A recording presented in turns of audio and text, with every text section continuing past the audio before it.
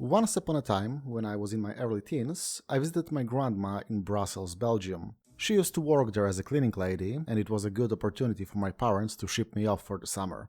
And despite seeing some beautiful streets and parks, as well as eating some mean kebab from her Turkish neighbors, the one memory that stands out in my mind is a book lying on top of a garbage can in one of the aforementioned parks. Black and white, written in French and with pictures of paintings and statues. It was the coolest fucking thing to me at that age, not in spite of me not understanding a single word of its contents, but because of it. I've changed my address like 4 times since then, 3 of which included living on my own, away from my parents, and I still have that thing with me, despite the fact I still don't know a single lick of French. Though now I can drag the first page through a translator to learn that it is, in fact, a bulletin on royal history and art museums from 1982. It is, in every practical sense, useless to me. It's severely outdated, in a language I cannot speak, and it's not like it carries any sentimental value as a memento for a museum trip or a souvenir I bought. Just like its original owner, I should throw this away. And yet, I've kept it with me for 20 years. Somewhere at the back of my head, there is still that child that learned just how big the world is from a bunch of cool photos surrounded by unreadable descriptions. Man, I miss the feeling of fictional worlds being much larger than what is presented to you in the story itself. Now, I need to preface this by saying this is not going to be one of these videos going, "Oh, gaming / anime / television is so much worse now," that keep popping up on everyone's feed like cockroaches. I am fully aware this is a me problem. The process of growing up and trying your own hand at creating stuff, even when it's just a YouTube channel talking about things made by people cooler than you, very quickly teaches you that what the work contains is what's presented to you. Painting the metaphorical picture is a lot of work, and sometimes you can just give the audience a single line or code word to make them imagine the thing for themselves without any need for you to spend another week without seeing your family because you're sleeping in the office. The Clone Wars, back in the old country, the Demon Castle War of 1999, the Butlerian Jihad, and many others are, in truth, just words with maybe a one-sentence description on the margin somewhere, but to the audience they're an invitation to see the fiction not as just a story akin to what their mom read to them at bedtime, but an entire world separate from our own. Because of the implication. Okay. On one hand, this is a trick that we're set up our entire lives to fall for. After all, we live in a world full of things outside of our field of view, and if we already suspend our disbelief to care about the events of the story, of course we're gonna believe the characters also live in a world with its own history, variety of cultures, and so on. We stop perceiving the difference between our reality, that is the end result of trillions of factors and actions, both intentional and unintentional, and the one that the fictional characters live in, that are the end result of 1 to maybe 100 people doing what they can to make their creation interesting. A lot of the work, for both the audience and the creators, is already done by how interesting real life is on its own, if you know where to look. The trick is in knowing where to put some mirrors and where to let out smoke to make a small part of our world into its own separate fictional reality. On the other hand, man, is this a tough balancing act to pull off. You don't want any of your work to be of no consequence to the audience, but at the same time the illusion of a setting independent from the story told needs to feel like it's not bending itself to fit into the narrative. The anecdote at the beginning of this video is about a piece of trash, because garbage is the kind of thing that can only exist in a world that is truly alive. Junk, either literal, like this stupid book that is still in the drawer of my desk, or metaphorical, like a character holding onto beliefs they claim to have grown past, are symbols of the agency of actors outside of the focus of the story, in a way. If your fiction never has to account for people changing their needs and wants, throwing away something they previously saw some value in, then it's closer to a mechanical diorama than our messy reality. And of course, you can go for that effect on purpose. Really focus on a theme and have everything in your world feed into it. But that comes at the cost of the credibility of the world, the potential of another story taking place within it. And that is a cost that is sometimes worth it, by all means, but that's not the kind of a story we're talking about here. Sometimes, I would argue quite often, the implication is better than giving you more.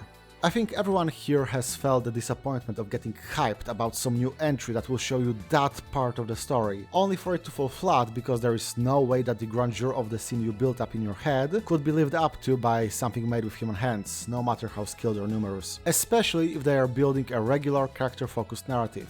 Big events are, well, big, much greater than a single person could ever witness firsthand. Implication is a good tool to use to invoke images and the grandeur of it without having to actually organize and connect the specific scenes of these vague events. Even for smaller stuff, implication is sometimes more potent, which is indeed telling and not showing, funny how that works. Though I suppose I only have an issue with it when it is an implication at first and then it gets elaborated upon. If you introduce a character by telling us they did some crazy shit, and then said character gets an expanded story where you just show them doing it, that's just repetition in a way. You could have done something new and interesting with that time, but instead I get to see a guy do a thing I already knew he did. Wow, cool. But anyway, this is not going to be about world building as it's commonly understood. I'm not here to tell you about making a fictional reality from scratch for your story, whatever format it may be. I'm not the person to ask for design or architecture advice. The title of this channel is Last Minute Essays, and let me tell you, in the years I've spent writing scripts, running tabletop RPGs and living, I have not once prepared shit. This video is about the noble art of bullshitting. And if you find that lowbrow, I don't know what to tell you. Every example we're about to discuss is a lie. It came free with it being fiction. One of the very memorably unmemorable moments that sold me on an illusion happens in Planescape Torment. Now, this entry feels like cheating a little bit, because it is a game based on an existing setting of Planescape. For those unaware, it's a spin-off of D&D taking place across the many planes of that multiverse. All the hells, heavens, material worlds and in-betweens, with a donut-shaped city of Sigil in the center of that infinity, atop an infinitely tall spike. It's not hard to sell an illusion of a world in a story when drawing from a property like this. The source books for tabletop games are all descriptions of places, factions and other stuff to let you and your friends carve out a bit of it to tell your own story in it. But the moment I speak of has little to do with that foundation.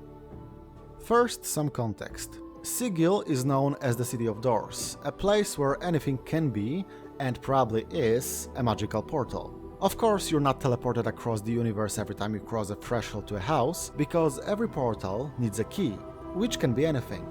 A thought, a whistled tune, an item, a set of certain actions done in a specific order. You begin the game waking up in a morgue maintained by a faction known as the Dustmen, a group of people that think everyone is already dead and suffering in a weird limbo of reality that they can only escape through achieving true death, by letting go of all their passions that keep bringing them back. So, in a way, they're very grim fantasy Buddhists.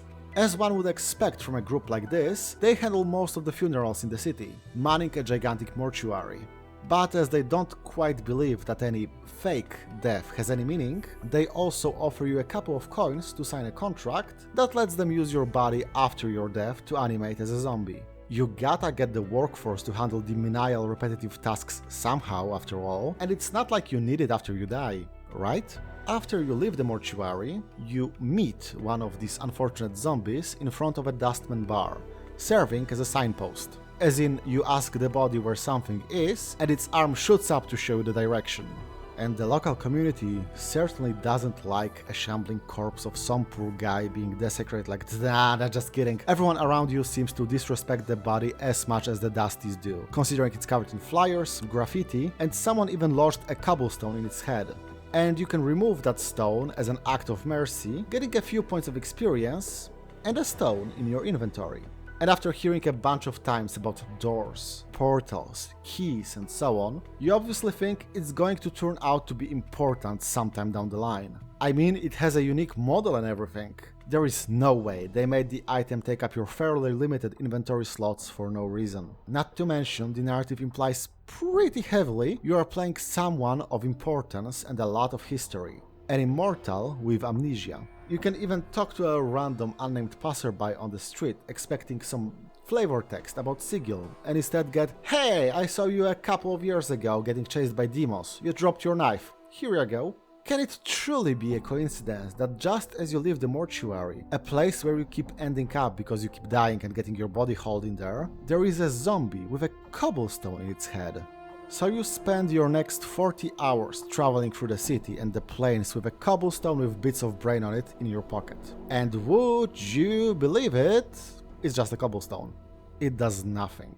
Because of course it doesn't. But you carry it with you anyway, like some sort of a grim memento, because it could. Because the illusion of the world where every piece of trash can be of importance got to you. Because someone could have caved in that poor zombie's head, not as an act of vandalism, but to hide a key to a pocket dimension in plain sight. For someone else to pick up. And that is some great world-building induced paranoia.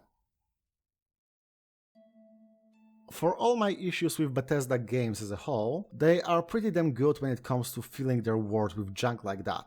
Forks and knives, pantries full of food, doodads lying around the settlements, making the world feel lived in. There is a reason why they are so popular, at least from Morrowind onwards. Not to say Daggerfall was not popular in its day, but it is a pretty different beast. And I think a big part of it is that they are really good at creating this illusion of a living, breathing world. People going around attending to their business, leaving behind all the things they would over the course of a busy day.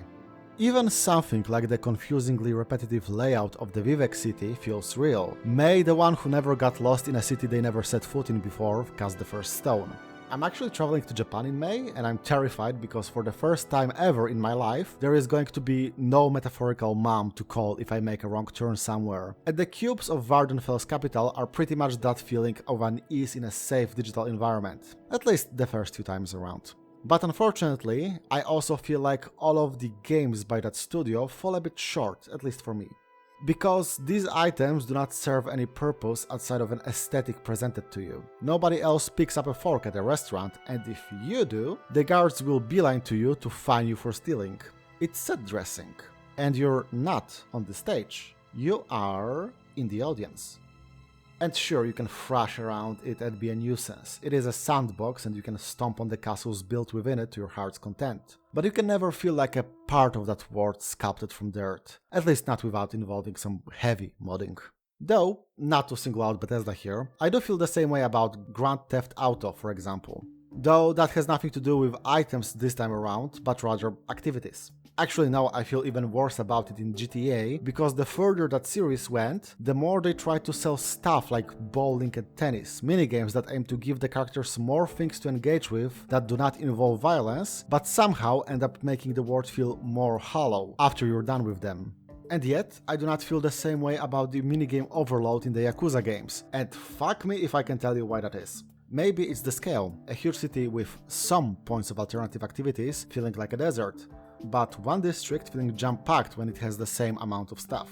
Though, ironically enough, I like the actual deserts of Red Dead Redemption 1, have yet to play 2. I spent a bunch of time gambling in the evenings when visiting the sparse settlements of that map. It really felt like there was a life to the quiet town of Armadillo, because the same racist shopkeeper that sold me ammo was staking these winnings at a game of poker in the backroom of the local saloon. Going back to the items for a bit, one more example that comes to mind of doing it right is the first Gothic game. It takes place in a magical prison colony, with you playing as the newest schmuck that got thrown in there to toil in the mines for public indecency or whatever. Because the colony is separated from the rest of the world by a magical barrier, and it was established to mine magical ore for weapons, the nuggets of said ore became the de facto prison currency. You can find actual coins in there, but they carry no value. Not even as a trash item to be dumped on a merchant. You can offer a guy enough money to buy a mansion outside of the valley, and it will not be worth even a single ore nugget in exchange. They modeled this item and put it in several places on the map, including hundreds of coins in locations that would be well off before the whole prison thing, just for that bit of world building. And that's neat. I distinctly remember playing the game with my cousins back in the day, and one of them picked all the coins up despite said lack of value. When I asked why the hell is he even bothering, he said, well, someday I'm gonna get out of this place, and then I'll be rich. Despite knowing full well that's not how this story and programming for items in games works. And that's role-playing, baby! Alright, enough about trash. I'm not the trash man throwing trash all over the rink and eating garbage. Though, I guess the anecdote at the start of the video does not help my case here. In the Thief games, you steal. Shocking, I know. But it would be so easy to just make the world you're committing larceny on normal. A mansion here, a bank there, maybe some warehouses with some light cargo in them. And the games have all these things, but they also have an authoritarian church of a builder deity that brought about a form of an industrial revolution to those who can afford it. A religious schism within it. A cult of old deities pushed to the sidelines of society. And sure, these elements all play a part in the main plot as our protagonist Garrett gets intimately involved with these powers down the line, but not at first. Initially, you're there to make rent. And as you skulk around the dark corners of the halls of the rich, powerful or both, you get to take a peek at their secrets, what their staff thinks of them, some petty drama. You see firsthand the difference between the haves, have-nots, and haves with a veneer of austerity. And there is some weird shit behind those closed doors. It does not feel like the world was made for you to skulk around and pickpocket at, despite the fact that it objectively was. Instead, it feels like the world already was there, and you just so happen to play a guy that takes pride in his ability to pilfer places publicly portrayed as impenetrable. There is real narrative brilliance, not just in words said about the world, but the entire design of these spaces, shouting at you that you should not be there, that this place was not meant for you. And yet there you are. Almost every mission feels like you just crossed a door that says stuff only, and it sucks you into that feeling real fast. Granted, I feel it works way worse in the third game, where you're given an open world of the streets of the city, and it forces you to skulk around, because there are wanted posters or some shit after Garrett. Always felt a bit weak to me that the master thief Garrett got his face on any piece of parchment, breaking the illusion that you are just playing the parts of his life when he is where he shouldn't be, making it super clear that this is a stealth game, and you're gonna sneak everywhere, because that is how the game is played. It's no longer a word, but a deck of cards, or a board. But this video was supposed to be mostly about positive examples. So, you know what did this really well? Have people feel like they can see further into the future than the end of the script, no matter how dire, earth-shattering and immediately important the stakes of that story were? I'm genuinely asking, cause I wrote myself into a corner and can't think of any example right now. I guess that shows the limitations of writing on pure bullshit with no prep. But speaking of open worlds, the Hitman series did this on a broader scale, especially the World of Assassination trilogy, to great success.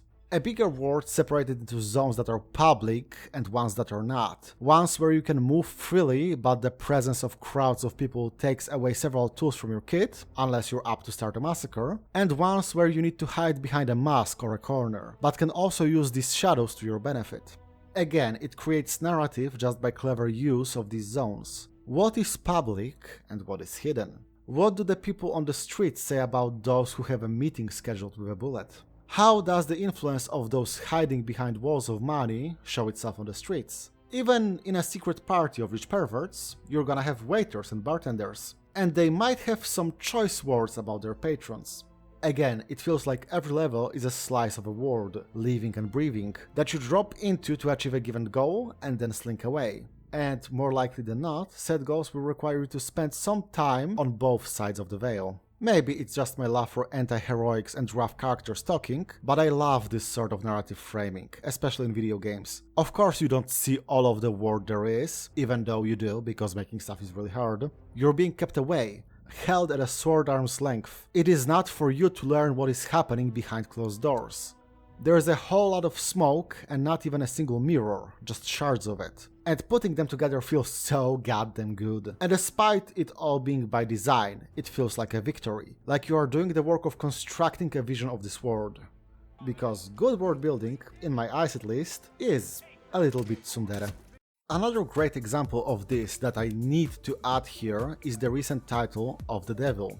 I'll try to be light on spoilers, due to recency and the nature of the game. In a cyberpunk dystopia of 2086, Evangeline Morgan works as a criminal defense attorney. Aside from the genre staples of flying cars, humanoid robots, and a surveillance state that seems pretty selective about who does get to keep a bit of their privacy, the articles strewn throughout the game also inform of things way above the red-headed lawyer's pay grade. Climate collapse, new inventions, hidden power struggles hinted to between the lines. And very cleverly, Morgan has a phone that lets her look up any term that might be pertinent to her current case. Though the agency belongs to her, not you as the player. So she'll have a search result for things like data crumbs and how they work, but the red decade that everyone keeps alluding to? Buddy, everyone knows what that is. What, are you gonna Google 9/11 next? And even then, the search results are garbage half of the time, because the data got scrubbed due to some ongoing controversy, or it pulls up a shameless advertisement. It forces you to read context clues and derive your own idea about the world from them. Which is all the better, because this is an investigation game, and you will need to do the same for whatever case is on Red's plate at the moment. But back to the articles, what I love about them is the fact that they are not, in fact, a backdrop. A bunch of skyscrapers painted on cardboard to make the scene seem more full than it is.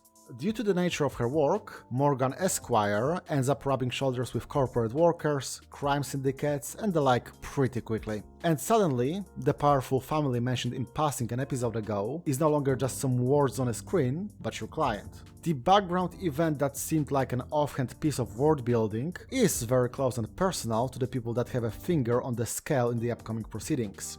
And with the episodic nature of the game, it feels like anything has the potential to come up later, despite the fact we're only 3 episodes in thus far. You gotta have your eyes and ears open, but you also need to filter out what is immediately useful. And even though she serves as your player avatar in the game, Morgan is already 2 steps ahead of you and will not tell you. Or she's just bullshitting. You wanna check her cards and find out? Speaking of Cyberpunk, this is one last aspect of world building I find interesting in some works, though we gotta expand the scope a bit from video games to tabletop games as well, namely, a vision of the future. Be it Cyberpunk, Shadowrun, Of the Devil or Mega Man, a question is raised. Do they take place in a given time in a world we roughly already know, or in a city of a state in year 20XX? Both approaches have their merits and issues. On the more precise end, you will write something that gets laughably outdated at some point. This is not a risk, but a certainty. Cyberpunk, the role-playing system, still has an existing Soviet Union, and a level of technology in 2020 that would seem laughably cumbersome to us today. Hell, it doesn't even have to reach that far into the future. Despite what is said by the entire plot of World of Darkness, the parent IP for games such as Vampire the Masquerade, the war did not end in 1999. And boy was the time not kind to what some edgy goth people in their 20s thought would be a good mystical portrayal of groups such as the Romani 30 years ago. But at the same time, this grounding lets the writers connect to your reality and touch a nerve. Like, yeah, there sure are a bunch of myths about drinking blood around the world. What's up with that? Damn, yeah, I guess the paranoia of Cold War extending into the future and the insane military budgets of some countries would mean that if we ever created artificial intelligence, it would be a tool of war first and foremost, and we might naturally consider what a digital version of a child soldier would think about their parents and the world they brought it into. And of course, if magic was brought into this world, it would first be used as a tool of vengeance for wrongs long thought of as swept under the rug, and then ruthlessly capitalized on. There is a very distinctive difference in feeling between Allied Master Computer and GLaDOS, between Mithras ruling London and Strad von Zarovich ruling Barovia, even on a level as basic as the concepts the names invoke. When a vision of the world is clearly based on our past and present, you can make the connection to it that feels more personal and complete, even when you're just showing the end result and implying the way we got there. Keeping the setting vague denies these opportunities, even if it can roughly allude to the history of the world being identical up to a point. But it can hone onto a vibe. We all know robots will become real at some point, so there is no need to tie that concept to geopolitics. Similarly, capitalism is so ever-present in our lives that imagining a city where technological progress is indistinguishable from magic, but the world is still divided by class strife, corporate backstabbing, and other fuckery is not that far of a stretch. And that obfuscation can let you create the elements of the world whole, making a familiar, yet still alien picture when put together. You can just have a megacorp with its own army. You don't need to harken back to 1989, when Pepsi briefly had the 6th largest military in the world because the USSR bought their products with decommissioned equipment. Freedom from the symbols of today and yesterday also gives you a better command of tone. The 5th Pepsi Brigade sounds like a joke, but make it Secure Corp and it suddenly has some gravitas, even if the execution of how that army came to be is very similar to that real moment in history. Though, speaking of tone, it can be tempting to take things too far. As blood-soaked as real history is, we're still here, and I'm personally enjoying most of my days on this earth. When you're just creating a dark future, it can be easy to get so caught up on the dark part that you forget the future, and create a setting where it feels like nobody should have survived as long as they did, let alone have hopes for making their lives better. Though, of course, you don't have to be a doomer in a story talking about our near or far future. It just is the kind of stuff I gravitate towards personally, and as such, that is what I can talk about with some confidence. And of course, even if your setting is not going for science fiction like the ones we just discussed, I think it's important to have a sense that the future is coming for that world. It doesn't need to be grand and sweeping. We don't need every medieval fantasy world to develop guns and steam engines. That would get boring real fast. But on a smaller scale, what are people, factionalized or individual, striving toward? Is anyone trying to change it, even in a small way?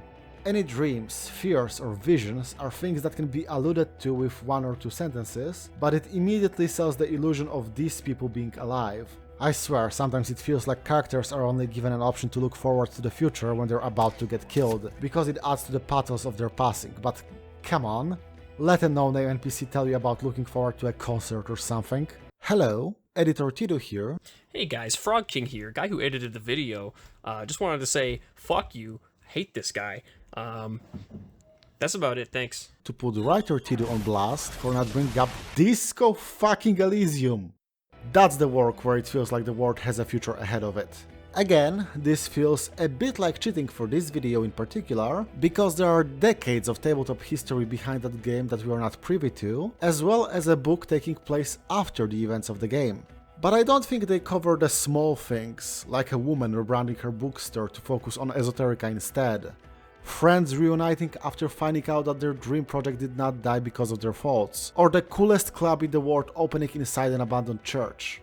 And these are the small things that make up the vision of the future of the story, all completely unrelated to both the small main plot of a murder mystery and the big overarching plot of the specter of communism haunting the former capital of the world.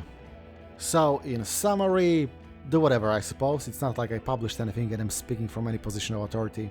But if you have tastes similar to mine, or are working on a setting with the explicit intention of me being your most loyal fan, which is a bold gambit, I'm flattered, then I suppose it boils down to this.